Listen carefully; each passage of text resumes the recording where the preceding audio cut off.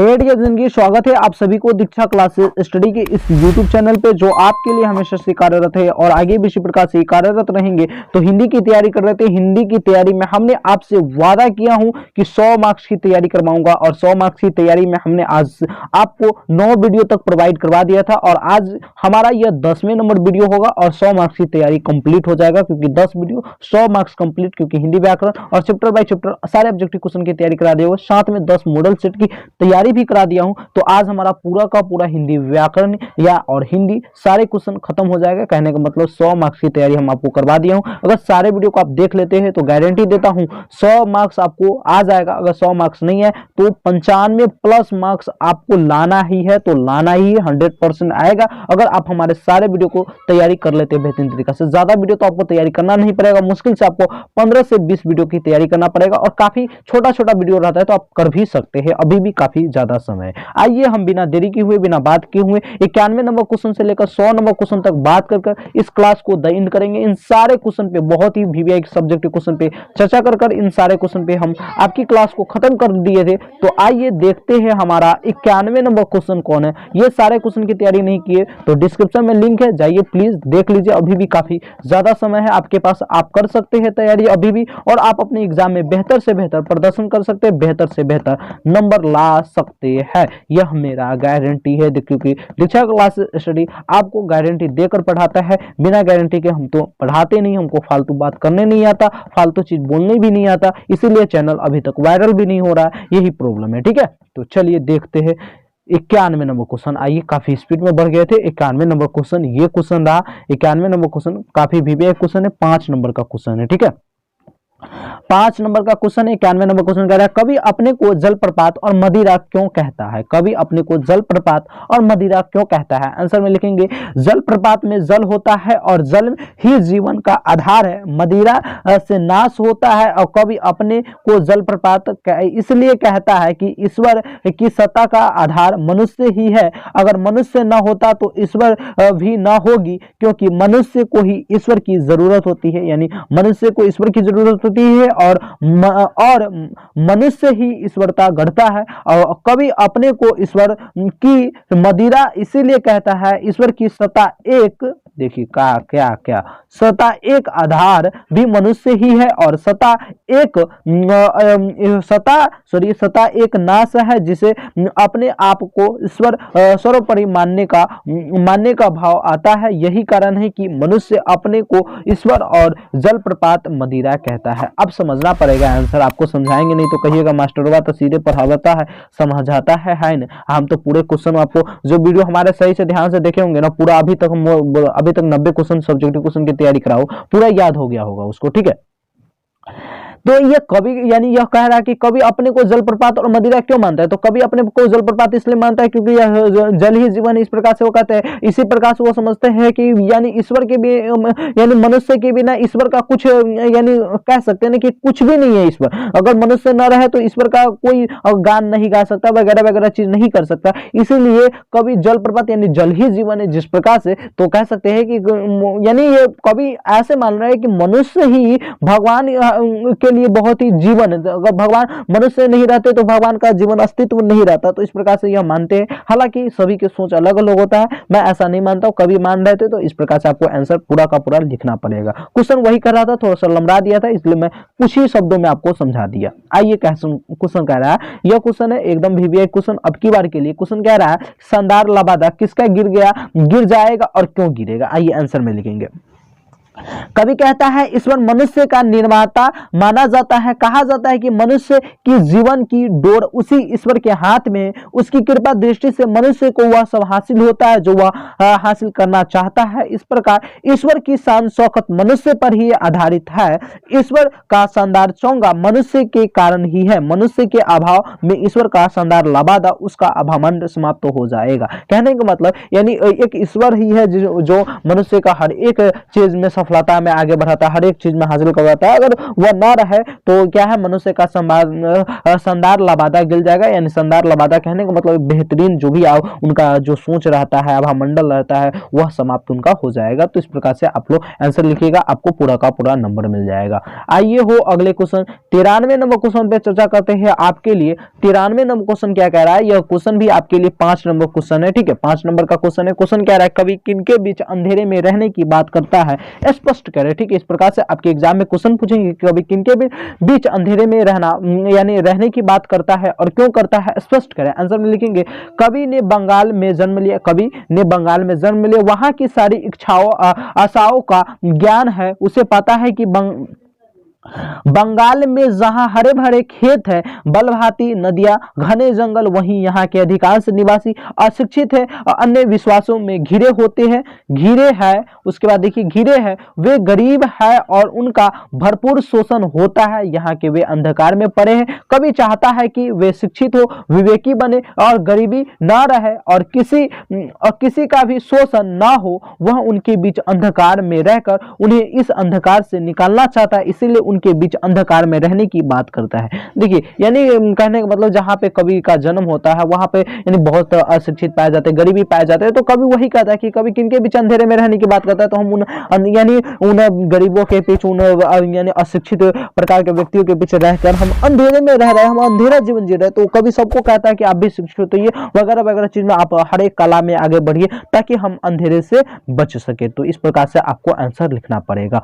आइए हो 94 number question पे चर्चा करते हैं। मैं बहुत ही खुश हूं कि आप लोगों का 100 क्वेश्चन की तैयारी करवा दिया, साथ में 10 मॉडल सेट की तैयारी करा दिया, साथ में ऑब्जेक्टिव का चैप्टर बाय चैप्टर तैयारी करवाया हूं। सारे क्वेश्चन समझिए तो आप तैयारी हो चुका है आपका 100 मार्क्स के। अब आपको थोड़ा सा रिवीजन करना है, तो रिवीजन के लिए एक क्लास और आएगा आपके लिए, लगातार 2 से 3 घंटे का क्लास होगा, पूरा का पूरा रिवीजन करा दूंगा, एक भी क्वेश्चन छूटेगा नहीं। 94 नंबर क्वेश्चन का है, कभी रेनर मारिया रिल्के को किस बात की आशंका है, स्पष्ट करें। आंसर में लिखिए, कभी जानता है कि ईश्वर की सत्ता मनुष्य के अस्तित्व पर आधारित है, अगर मनुष्य ना होता तो ईश्वर का क्या होता, क्या और जीव ईश्वर की खोज करेंगे, संभवतः नहीं, और इस प्रकार मनुष्य के साथ साथ ईश्वर की लुप्त हो जाती है। इसी आशंका को कवि को सताती है और पूछता है, मेरे बिना तेरा क्या होगा प्रभु। यह कह रहा है कि कवि रेनर मारिया रिल्के को किस बात की आशंका है, तो कह रहा है यही क्वेश्चन कह रहा है कि कवि रेनर मारिया को आशंका है कि अगर हम ना रहेंगे तो ईश्वर आपका क्या होगा, ठीक है, यही कह रहा है। लेकिन इसी को हम थोड़ा सा बेहतरीन तरीका से पूरा दर्शा दिए, ठीक है। हालांकि आप इतना ऑब्जेक्टिव में पूछे तो लिख सकते हैं, ठीक है, लेकिन सब्जेक्टिव में पूछे तो आपको इस प्रकार से पूरा का पूरा आंसर देना पड़ेगा, ठीक है। चलिए आइए 95 नंबर क्वेश्चन पे चर्चा करते हैं। आपके लिए 95 नंबर क्वेश्चन कह रहा है, धरती कब तक घूमेगी, कहानी के शीर्षक का सार्थकता बतावे। यानी धरती के कब तक घूमेगी, कहानी के शीर्षक की सार्थकता को बताइए। तो आंसर में लिखेंगे धरती कब तक घूमेगी, या 5 नंबर का क्वेश्चन, यह भी क्वेश्चन है, ठीक है।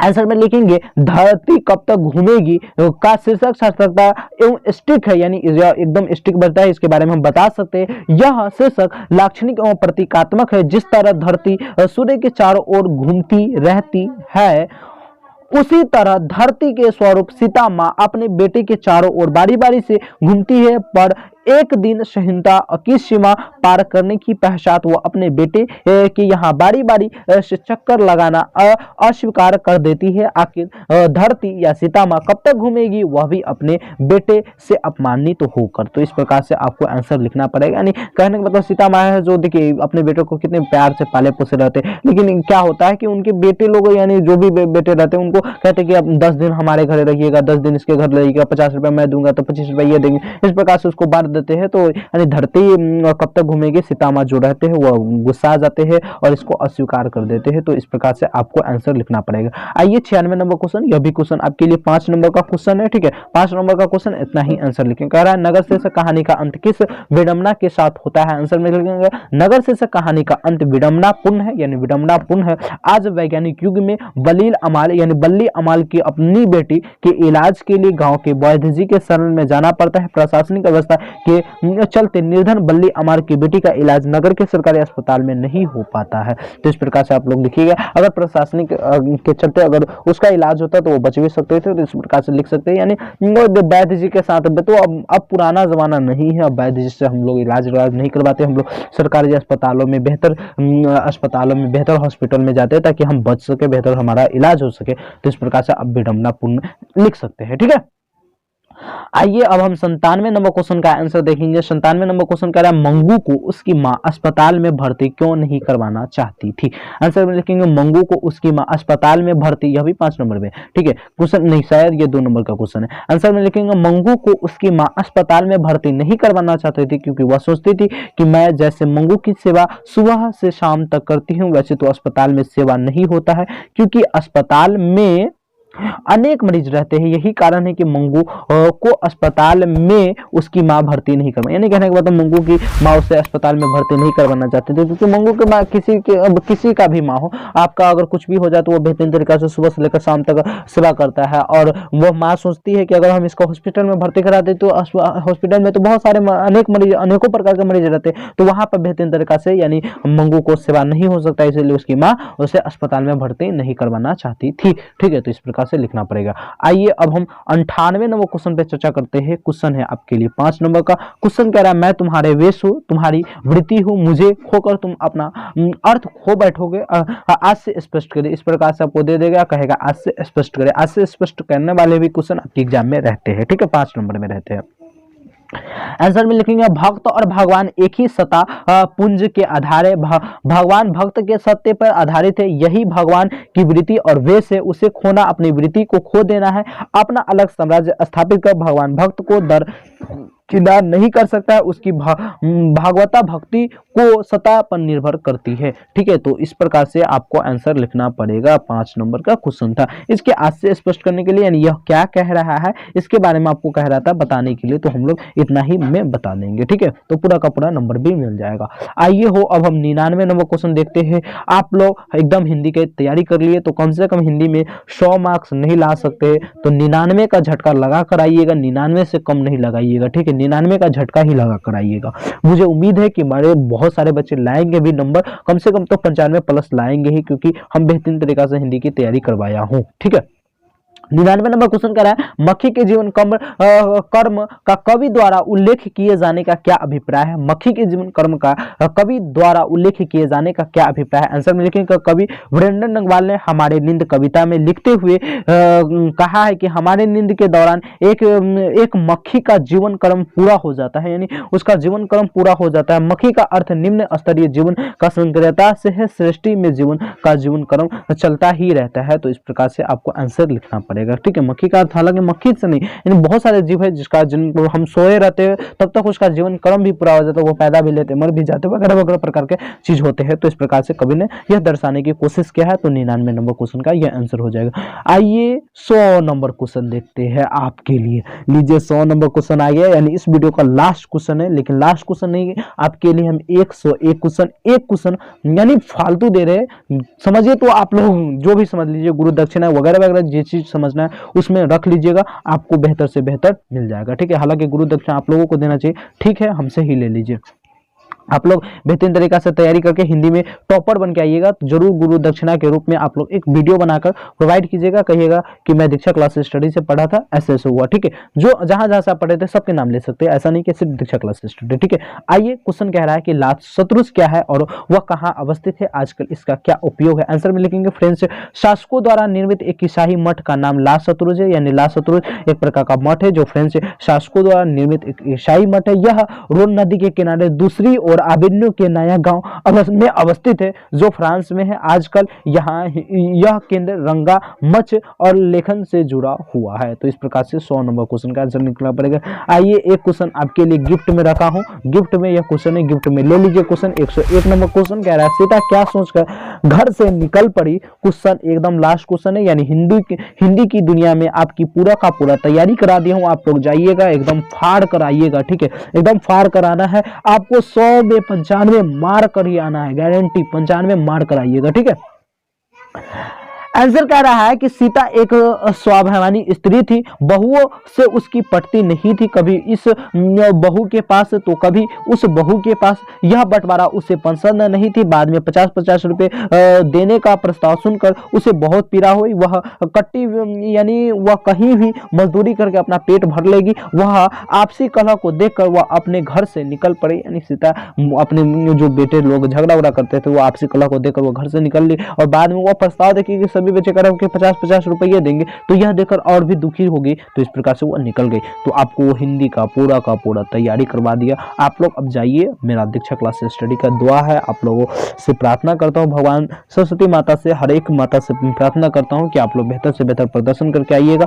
प्लीज जाइए, एग्जाम में एक भी क्वेश्चन नहीं छोड़िएगा और आप लोग बेहतर से बेहतर प्रदर्शन करके आइएगा। 100 में 100 लिख कर आइएगा। अगर 100 में 100 लिख कर आइएगा तो गारंटी देता हूँ, अगर आपको एग्जामिनर नंबर भी काटेंगे ना तो 98 नंबर 95 नंबर आपको दे देंगे। ठीक है, एकदम दे देंगे, यह बात फिक्स है कि अगर आप हमारे सारे वीडियो की तैयारी कर जाएंगे तब। ठीक है, thank you so much, thanks for watching this video. अभी भी काफी समय है, आप लोग पूरा का पूरा वीडियो को वॉच कर सकते हैं।